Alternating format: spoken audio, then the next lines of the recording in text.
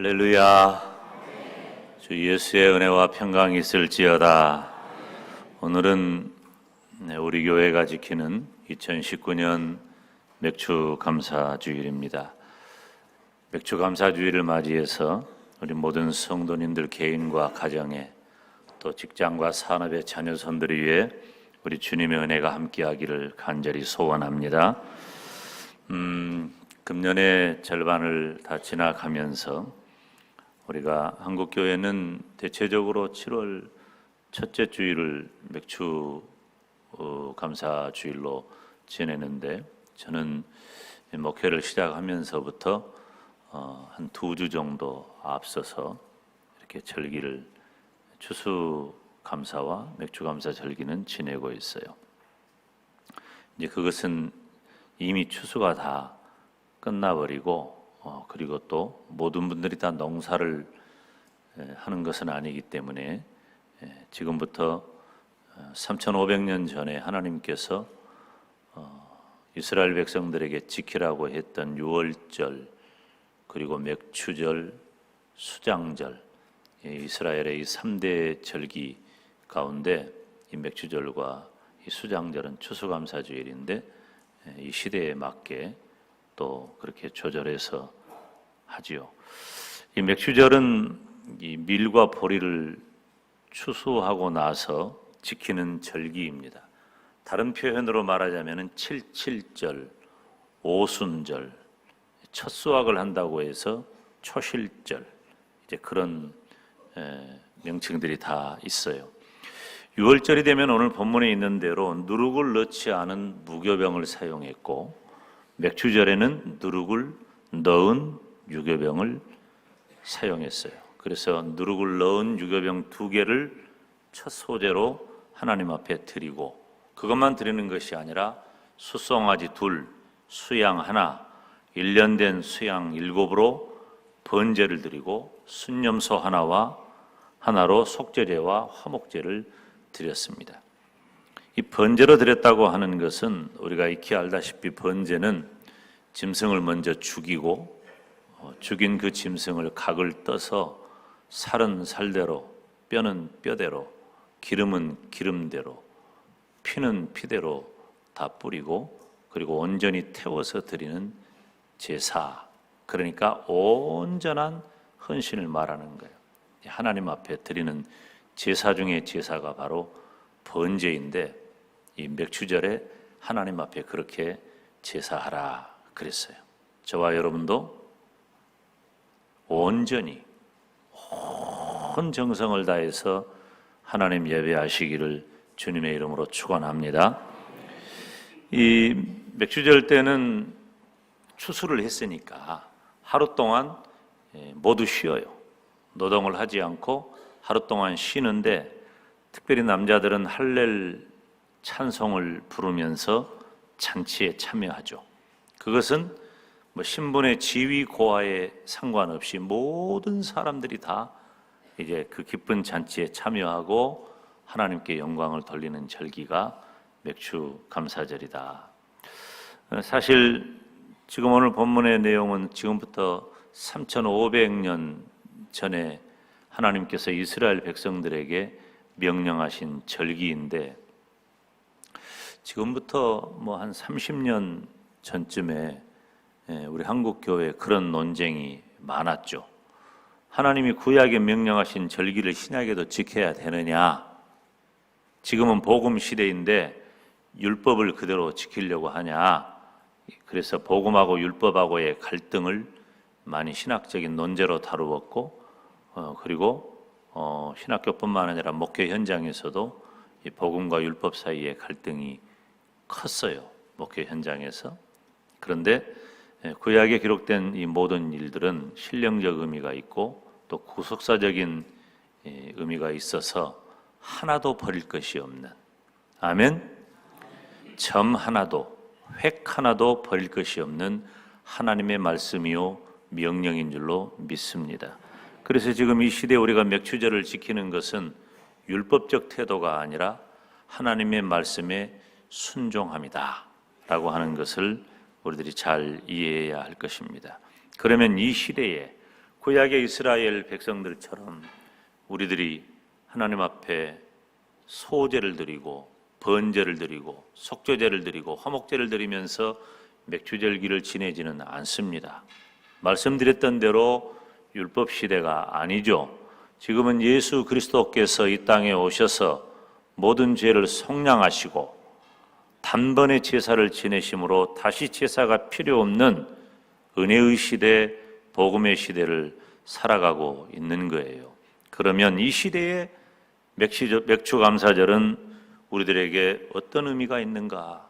맥주절을 지키라고 했는데 그것은 3,500년 전에 이스라엘 예수 그리스도께서 이 땅에 오셔서 단번에 이루신 제사 이전에 이스라엘에게만 국한된 것인가?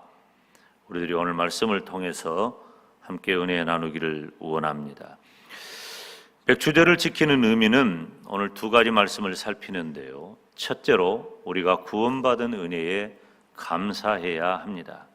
지금 출애굽기 오늘 본문의 23장 16절에 보면 맥주절을 지키라. 이는 내가 수고하여 밭에 뿌린 것에 첫 열매를 거둠이니라 그랬어요. 이 맥주절은 첫 이삭을 거두는 시기예요. 밀과 보리 농사를 짓고, 그러면 지금 출애굽기 23장에 이스라엘은 농사를 짓습니까? 안 짓습니까? 못 짓습니까? 농사를 못 지어요. 왜냐하면 지금 이스라엘 민족은 광야에 있어요. 이스라엘 민족은 광야에 있어. 광야에 있는데 광야에 있는 이스라엘이 이 맥주절을 지키는 것은, 이 농사를 짓는 것은 그들의 생각에는 1년 뒤쯤이면 농사를 지으리라 생각을 했지요. 그런데 그들이 이제 가나안 정탐꾼의 보고에 따라서 불순종해요. 하나님을 의심해요. 그래서 그들이 광야에 머무르는 시간이 40년으로 늘어난 거예요. 그러니까 맥주절을 지킨다는 것은 그들에게 꿈과 같은 이야기입니다. 왜? 가나안 땅에 들어가 정착해야 그곳에서 농사를 짓고, 농사를 지어야 추수를 하고, 추수를 한 것으로 하나님 앞에 제사를 지내기 때문입니다. 그렇기 때문에 맥주절을 지킨다는 것은 엄청난 감격이죠. 그렇기 때문에 맥주절은 하나님의 백성으로서 처음으로 음식을 먹은 시기와 연관되는 것입니다. 그래서 유대인들은 지금도 맥주절 전날에 기도하고 모여서 성경 공부를 하면서 밤을 새우는 전통을 이어오고 있는 것입니다. 왜냐하면 이 맥주절의 시기가 바로 모세가 율법을 받은 날이기 때문이에요. 여러분 잘 보세요. 지금 이 이스라엘은 하나님의 백성으로서 유월절의 구원을 받았어요. 온 애굽의 장자가 다 죽음에 내몰려도 하나님께서는 그의 백성 이스라엘을 생명을 보존해 주셔요. 살려주셔요. 어떻게? 문설주의 어린 양의 피를 바르라고 하고, 그 죽음이 문설주에 발려진 그 어린 양의 피를 보고 죽음이 임하지 아니하고 넘어가는 거예요. 그래서 넘어갔다라고 해서 유월, 그래서 유월절이라고 하는 거예요. 그러니까 유월절은 뭐냐면은 생명을 살려주신 거룩한 날이에요. 그래서 예수 그리스도께서 유월절 어린 양이 되셔서 저와 여러분의 생명을 살려주신 복되고 귀한 은혜를 잊지 마시기를 바랍니다. 그렇게 구원을 받았지만 그 이스라엘 민족이 하나님의 백성으로서 힘을 얻기 위해서는 율법을 준수해야 되는 것입니다. 여러분, 율법은 의미 없는 일이 아니에요. 우리가 구원만 강조하고 나는 예수님 믿고 구원받았다, 이상 끝, 그리고 마음대로 산다면 합당하지 않다는 거죠. 구원받은 하나님의 백성은 반드시 율법을 준수해야 했습니다. 요한복음 14장 21절에도 나의 계명을 가지고 지키는 자라야 나를 사랑하는 자라 그랬어요. 나의 계명을 가지고 지키는 자라야 나를 사랑하는 자니 나를 사랑하는 자는 내 아버지께 사랑을 받을 것이요 나도 그를 사랑하여 그에게 나를 나타내리라. 아멘. 하나님의 말씀이 얼마나 중요한지 모릅니다. 예수님을 믿는 성도의 기쁨은 구원에 있습니다. 죄인된 나를 구원하신 하나님을 찬양하시기를 바랍니다. 맥주절의 진정한 의미는 무엇입니까? 보세요. 지금 이스라엘 민족이 애굽 땅에서 머물렀어. 그동안 수백 년을 애굽 땅에서 종살이를 했어요. 그런데 하나님께서 하나님의 사람 모세를 보내셔서 그의 백성 이스라엘을 건져내셨어요. 끌어내셨어요. 살려내셨어요. 그래서 영어 성경의 이름에도 출애굽기를 구원이라는, 탈출이라는 단어를 사용하고 있는 것을 봅니다. 그러니까 이스라엘 백성들은 죄로부터 탈출한 것이에요. 사망으로부터 탈출한 것이에요. 벗어난 거죠. 벗어나서 이제 너희들이 벗어났으니 더 이상 애굽에서 종노릇 안 해도 되니 이제 너희들은 내 백성이니 내 백성다운 삶을 이렇게 살아라 하고 출애굽기 20장에 하나님께서 십계명을 모세를 통해 이스라엘 백성들에게 10가지를 줍니다. 십계명을 주는 거예요. 그러니까 십계명은 지킴으로 구원받는 것이 아니라 구원받은 성도이기 때문에 지키는 거예요. 저와 여러분이 하나님의 말씀을 지키는 것으로 구원받는 게 아니에요. 구원받는 것은 예수 그리스도를 나의 구주, 나의 하나님으로 믿음으로 구원을 받는 것이지만 구원받은 성도이기 때문에 하나님의 말씀을 반드시 어떤 경우에도 꼭 지켜야 할 줄 믿습니다. 중요한 이야기예요. 하나님께서는 애굽 땅 종되었던 곳에서 이스라엘을 구원하시고 그의 백성을 삼으십니다. 저와 여러분은 어떻습니까? 저와 여러분도 우리가 죄인 되었을 때에 하나님이 우리를 사랑하시고 예수 그리스도의 보혈로 저와 여러분을 구원해 주셨습니다. 로마서 5장 8절에 보면은 우리가 아직 죄인 되었을 때, 우리 다 같이 읽읍시다. 시작. 우리가 아직 죄인 되었을 때에 그리스도께서 우리를 위하여 죽으심으로 하나님께서 우리에게 대한 자기의 사랑을 확증하셨느니라. 아멘. 아무런 자격이 없을 때, 내가 구원받을 만한 그 어떤 자격과 조건과 환경을 갖추지 못했을 때에 우리가 죄인이어서 그대로 사망의 음침한 골짜기에 묻혀버려야 마땅한 그때에 하나님께서는 나를 선택하시고 나를 사랑하시고 나를 구원해 주셨습니다. 어떻게? 예수 그리스도를 십자가에 못 박아 죽게 하심으로. 그러므로 맥주절을 맞이하여서 저와 여러분은 구원받은 해에 감사하시기를 주님의 이름으로 축원합니다. 두 번째, 맥주절을 지키는 의미는 성령 충만한 성도가 되어야 한다. 여러분, 신약의 맥주절은 시기적으로 보면은 오순절에 해당합니다. 그래서 이 오순절에 해당하는데 우리 신약교회에서 오순절은 굉장히 중요한 의미를 가지고 있지요. 그것은 바로 이 사도행전 2장에 기록된 오순절 성령 강림 사건입니다. 제자들은 예수님을 십자가의 죽음과 부활을 지내면서 예수님이 어떤 분인가를 알았고 분명한 믿음을 갖게 되었습니다. 그렇지만 믿음은 가지고 있었지만 제자들은 움직일 수가 없었어요. 두려웠어요. 떨렸어요. 힘들었어요. 그런데 하나님의 백성으로 그들이 능력 있게 살아간 것은, 사도다운 삶, 제자다운 삶을 살아간 것은 오순절 성령 강림 사건 이후라고 하는 것입니다. 사랑하는 여러분, 그렇기 때문에 하나님의 백성은 예수님의 은혜로 구원을 받은 것으로 멈추는 것이 아니라 성령으로 충만하여 살아가는 것이 중요하다는 것이에요. 성령으로 말씀을 의지하고 실천하면서 살아갈 때 우리는 비로소 성도다운 힘을 얻게 되는 것입니다.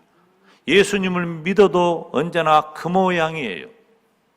그 모습이에요. 변하지가 않아요. 예수님을 믿는 성도인지 아닌지에 대한 구별점을 우리에게서 쉽게 찾기가 어렵습니다. 왜 그렇습니까? 내가 구원받은 것은 의심하지 않아요. 저는 여러분이 구원받았다는데 의심하지 않습니다. 우리는 모두가 다 예수 그리스도를 나의 구주 나의 하나님으로 믿음으로 다 구원받은 하나님의 백성입니다. 믿으시기를 축원합니다. 그것을 의심하지는 않지만 용서하세요. 우리가 천국 갈 하나님의 백성이라면 천국 갈 하나님의 백성다운 삶이 우리들에게 열매로 드러나야 하는데 그 열매가 없다. 그 열매가 없어. 왜 그럴까? 여전히 내가 내 힘으로, 내 방법대로, 내 방식대로, 내 인격대로, 내 품성대로, 내 교양대로 살아가고 있기 때문이에요. 성경은 우리들에게 이같이 권면합니다. 성령으로 충만하시기를 축원합니다. 성령으로 말씀을 의지하고 실천하면서 살아갈 때 우리는 비로소 성도다워지는 거예요. 성령 충만한 성도가 되시기를 축원합니다. 그러면 성령 충만은 무엇입니까?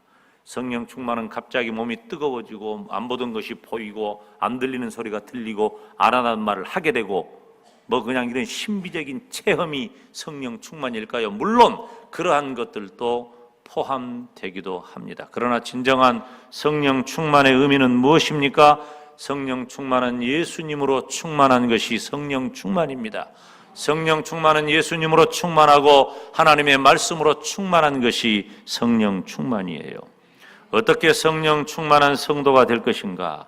성도된 저와 여러분은 구원받은 성도로서 이제는 예수님을 믿기 전과는 다른 사람이 되었다는데 동의해야 합니다. 다시 말하면 내 안에 예수님께서, 내 안에 성령님께서, 성령 하나님께서 내 안에 거하신다는 사실이에요. 그렇지만 죄가 근본된 인간 존재의 변화는 너무나도 어렵습니다. 쉽게 말하면 사람은 안 바뀐다는 거예요. 그 사람이 가진 개인적 교양과 인격과 품성의 토대가 안 바뀌어요. 저 사람 원래 그렇게 생겨 먹었어. 이게 정답이에요. 바뀌는 걸 본 적이 없어요. 그럼 우리는 그렇게 살아야 될까요? 하나님께서 그렇게 살지 말라고 십계명을 주셨고 하나님께서 그렇게 살지 말라고 3대 절기를 지키라고 하신 거예요. 우리는 구원받기 위해서 그렇게 안 사는 것이 아니라 구원받았으니 이제는 그렇게 살지 말라. 구원받은 성도답게 살아야 한다. 어떻게? 내 안에 있는 죄된 품성과 인격과 교양과 습관과 그런 삶의 모든 형태를 던져버리고 이제는 성령 충만한 삶을 살아야 한다는 것이 구원받은 성도들의 삶의 목표가 되었다는 것입니다. 어려워요. 힘들어요. 그래서 바울과 같은 사람도 고백을 하는데 바울의 고백은 나와 내 죄의 죄성이 얼마나 심각하고 무거운가를 깨닫게 되는 거예요. 우리가 신학교 다닐 때 그런 농담한다고 했잖아요. 가끔 우리들이 그냥 실실 농담을 하거나 혹은 실수를 하면은 바울이 그러더냐 라고 말할 정도로 성도와 모든 주의 종들의 귀감이 될 만한 인물이 바울이에요. 저는 감히 그렇게 표현하는데 예수님 다음으로 가장 예수님에게 근접한 인물은 바울이다. 그렇게 표현될 정도예요. 그런 바울이 뭐라고 한 줄 아세요? 로마서 7장 18절 19절에 내 속곧 내 육신에 선한 것이 거하지 아니하는 줄을 아노니 선한 것이 거하지 않는단 말이야. 원함은 내게 있으나 선을 행하는 것은 없노라. 내가 원하는 바 선은 행하지 아니하고 원치 아니하는 바 악은 행하는도다. 이것이 바울의 고백이에요. 선함이 나에게 없다. 내가 선을 행하려고 그렇게 원하지만 원하는 선은 행하지 못하고 그렇게 원치 않는 악을 행하고 만다. 이것이 내 현실이다. 이것이 우리가 사랑하고 존경하는 바울의 고백입니다. 그러면서 로마서 7장 24절에 탄식을 하는 거예요. 우리 다 같이 한번 따라서 같이 합시다. 시작. 오호라 나는 권고한 사람이로다. 이 사망의 몸에서 누가 나를 건져내랴. 이것이 바울의 고백일 것을 우리가 어떻게 이해나 할 수 있습니까? 바울 같은 사람도 이렇게 고백하는 거예요. 하물며 우리야 더 말할 것도 없죠. 여러분, 성령 충만은 구원받은 나의 인격적인 수양과 변화가 아니에요. 우리가 만약에 인격적 수양과 변화를 통해서 무언가 어떤 신앙적인 목표에 도달할 수 있다면 어느 정도는 돼요. 그러나 그 목표에 도달할 수 있다고 여긴다면 여타의 다른 종교들과 우리 기독교가 다를 바가 없는 것이에요. 안 돼요. 그렇게 할 수 없는 것이에요. 왜? 우리는 근본적으로 죄인이에요. 본질상 진노의 자식이에요. 지금도 여전히 우리는 죄를 향하여 적극성을 가져요. 바울이 탄식할 정도로 이 사망의 몸에서 누가 나를 건져내랴 탄식할 정도의 모습이 아니요, 그보다 더 우리에게 있다 그 말이에요. 그러면 우리의 인격적 수양과 변화를 통해서 성령 충만이 이루어질 수 없다면 어떻게 가능할 것인가? 성령 충만은 오직 말씀과 기도로 가능한 줄 믿습니다. 다른 방법은 없어요. 성도는 언제나 하나님의 말씀을 사랑하고 말씀에 힘써야 합니다. 기록된 하나님의 말씀을 늘 가까이 하시기를 바랍니다. 그리고 주의 종을 통해 선포된 하나님의 말씀을 언제나 사모하시기를 바랍니다. 하나님의 말씀이에요. 그리고 기도예요. 성도는 항상 기도에 힘써야 돼요. 우리가 무엇을 하든지 기도보다 앞서지 않기를 바랍니다. 그래서 성령 충만한 성도가 되시기를 주님의 이름으로 축원합니다. 오순절, 지금부터 2000년 전에 오순절 성령 강림 이후에 사도들은 완전히 다른 사람이 됐어요. 변화한 거죠. 사도들은 예수님께서 십자가에 못 박혀 죽으시고 그리고 그 이후에 뿔뿔이 흩어졌다가 지금까지도 사람들 앞에 공개적인 자리에 온전히 등장하지 못하고 숨어 있어요. 움츠려 있는 거예요. 두렵기 때문이에요. 그런데 성령 강림 이후에 사도들은 이제는 복음을 들고 사람들이 많은 곳을 오히려 찾아 나갑니다. 큰 거리로 나가서 예수 그리스도와 십자가의 복음을 증거하는 사람이 된 것입니다. 성령 강림 이후에 사도행전 2장 36절 말씀을 보면 베드로가 말씀을 전할 때 어떤 말씀을 전합니까? 그런즉 이스라엘 온 집이 정령할지니 너희가 십자가에 못 박은 이 예수를 하나님이 주와 그리스도가 되게 하셨느니라. 담대히 외친 거예요. 예수 그리스도를 십자가에 못 박아라고 외쳤던 그 이스라엘의 군중 앞에서 너희가 죽인 그 예수를 하나님이 주와 그리스도가 되게 하셨다고 선포하고, 그렇게 담대히 선포할 때에 3,000명이 동시에 회개하고 세례받는 놀라운 역사가 일어난 것입니다. 세례받는 사람이 늘어났고 성도들은 언제나 모이기를 힘썼습니다. 그리고 모이면 기도하고 말씀을 들었습니다. 기도하고 말씀을 듣는 초대교회는 점점 세워지고 점점 확장되어져 갔습니다. 그래서 사도행전 2장 42절을 보면은 초대교회의 전형적인 모습을 볼 수 있는데, 저희가 사도의 가르침을 받아 서로 교제하며 떡을 떼며 기도하기를 전혀 힘쓰니라. 사랑하는 여러분, 금년의 절반을 인도하신 우리 하나님의 은혜에 감사합니다. 오늘 맥주감사절을 맞이하면서 맥주절의 진정한 의미를 통해 구원받은 은혜에 감사하고 성령으로 충만한 성도가 되시기를 주님의 이름으로 축원합니다. 기도하겠습니다.